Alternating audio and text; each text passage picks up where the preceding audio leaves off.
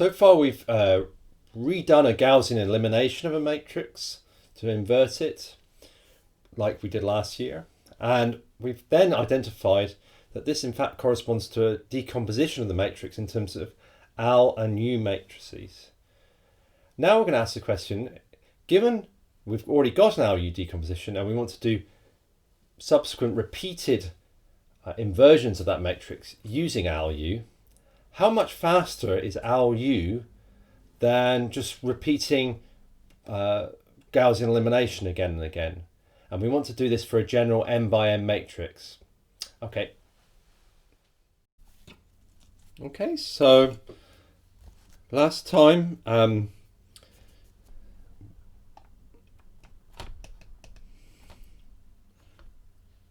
we inverted A by setting A equals LU, and L is a lower triangular matrix with a diagonal in this case. U is an upper triangular matrix with a diagonal as well. And we did it for a 3 by 3 matrix, and we had 2 steps, and so there were 2 steps we performed. We did Ly equals B and Ux equals Y, and we can see that that corresponds to Ax equals B. Let's just check.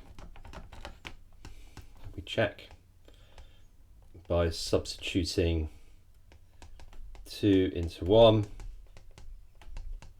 We get L times Ux equals B, implies Lux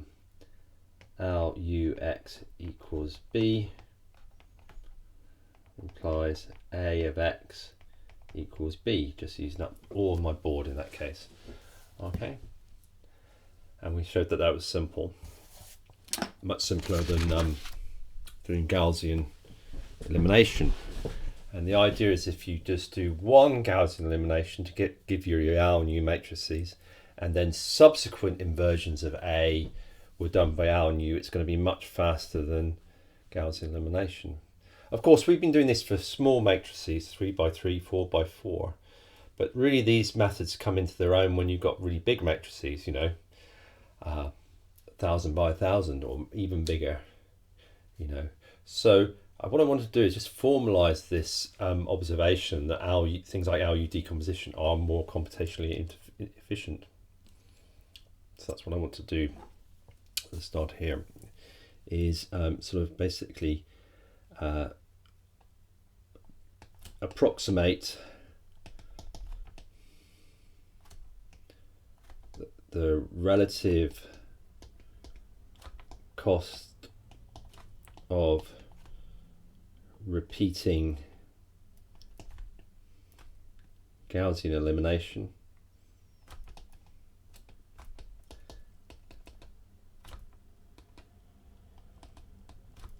for a n by n or an n by n matrix, so where n can be very large, compared to doing LU many times. So what I'm assuming is we're starting with a matrix for which we've got an LU decomposition, and then we're just going to do compare Gaussian eliminations with LU decompositions. Of course, there's the first step, which is where the two are used together and using Gaussian elimination to get the original LU decomposition. But I just want to do this evaluation here. So we've got to think a little bit more generally now about the operations we do when we do Gaussian elimination. So we define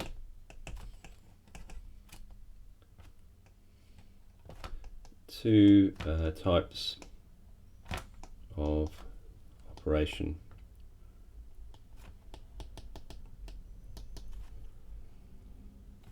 In Gaussian elimination.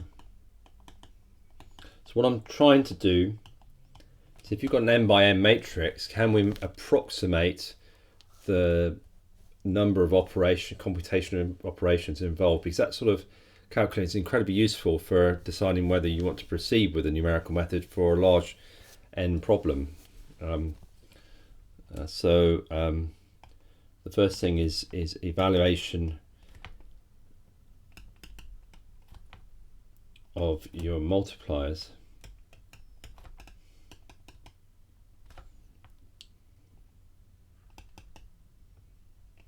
And then the second operation is multiplication.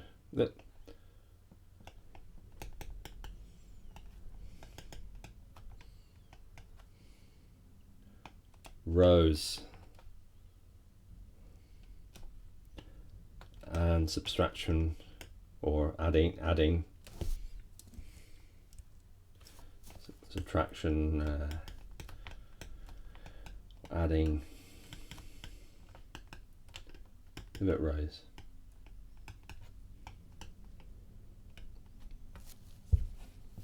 Okay, so we're just trying to talk generally, and we're talking for, and this is for, the point is this is for a general n by n matrix, not a 3 by 3 now, just n, where big as n is big. So with Gaussian elimination, the clearing of first column, what are we doing? Well, if you imagine your element, so that's your pivot, and then you've got all sorts, you've got elements there all the way down. So that's your pivot. Then you're going to have, if for an n by n matrix, you're going to have n by minus 1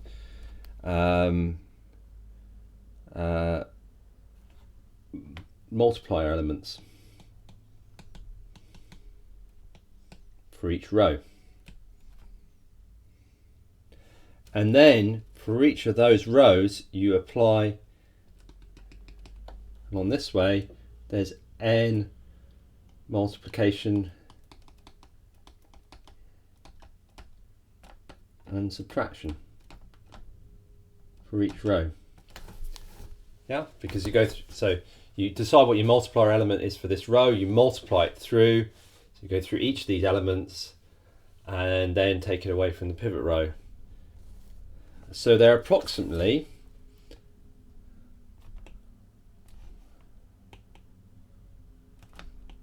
m by minus 1 multiply elements times by n rows operations.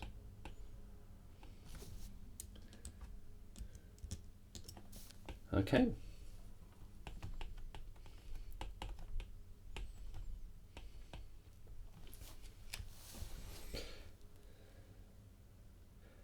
And then we need to then repeat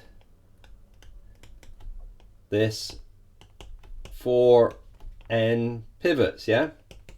So this was just evaluating the number of operations in Gaussian elimination for the first pivot, but we repeat it then for n pivots. So the number of operations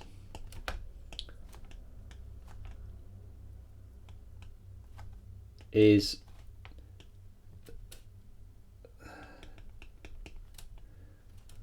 these are m pivots with summation over, and we're actually going to call it k, so we can do a summation. So we're taking n squared minus n and converting it to k squared minus k and converting it into a standard sort of summation result. Okay, so we can then use this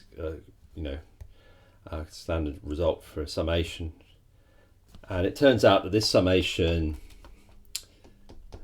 is a third n cubed minus n. Okay. The useful thing here is that we've got this power. Now don't forget n, we're considering situations where n is large. So n is large,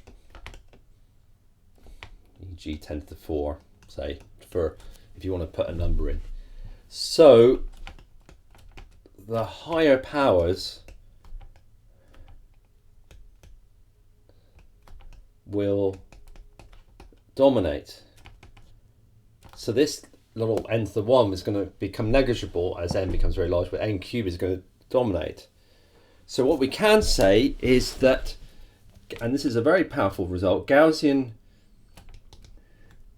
elimination involves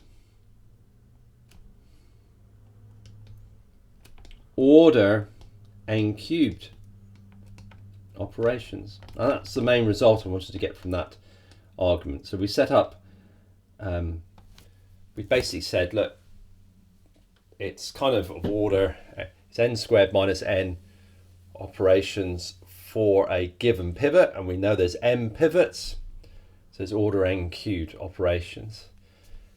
And that's why Gaussian elimination is not a good idea when n becomes large, and it's not a useful computational algorithm.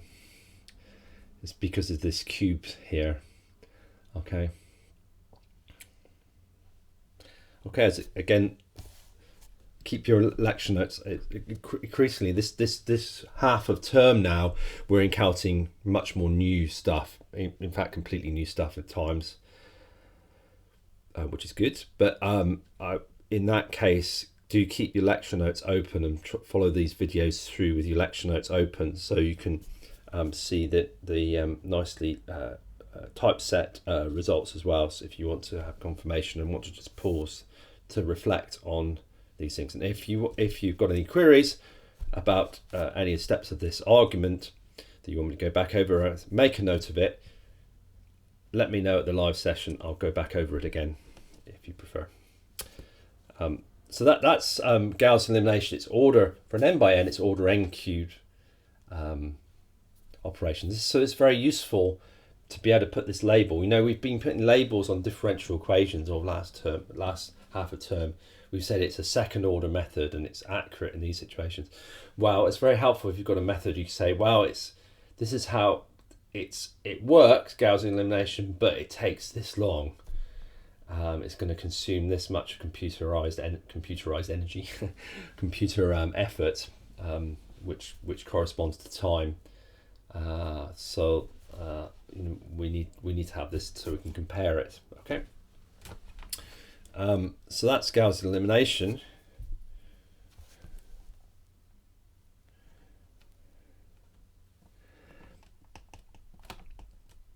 However, our U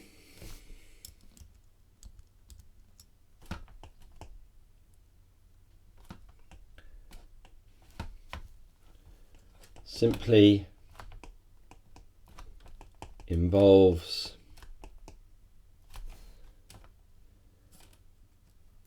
backward and forward substitution.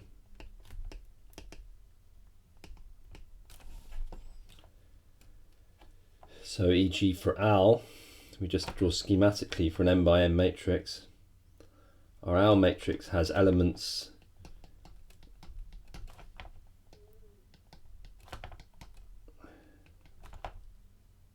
like this, say. Sorry. And if I just do dot dot dot, so this is n elements down this way, and n elements this way, and each of those we call an operation. Right. This is where it's approximate, because obviously it sometimes involves a little bit more. But as far as we're concerned, this method has n by n operations rather than n cubed. So inverting Al involves of order n squared operations. Of course, this is n squared on 2 if it's been evaluating exactly the number of the triangle points, but we're interested in what the power is on that n. We're not less interested in the coefficient, hence using it. So we have order steps. So likewise for U, which is also a triangular matrix, so it involves this. So therefore, our U involves order n squared steps.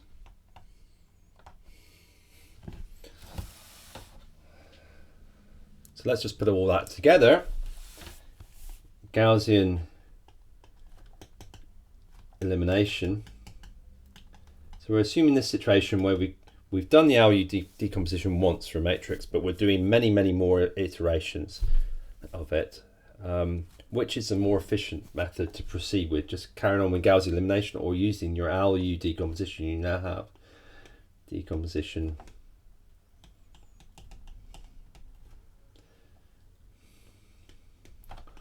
so order n cubed steps.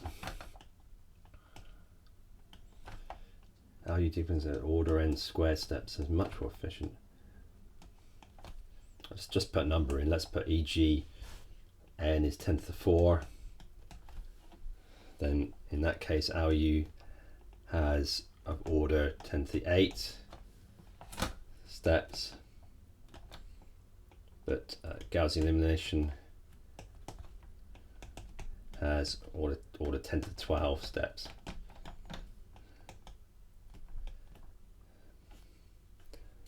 Much more costly. Okay, so for that reason, you often find for a problem they'll do the Gaussian elimination within they'll do the LU decomposition within the code, and they'll proceed with the LU for subsequent inversions of a sort of matrix because it's much more efficient, and that's intuitively correct, isn't it?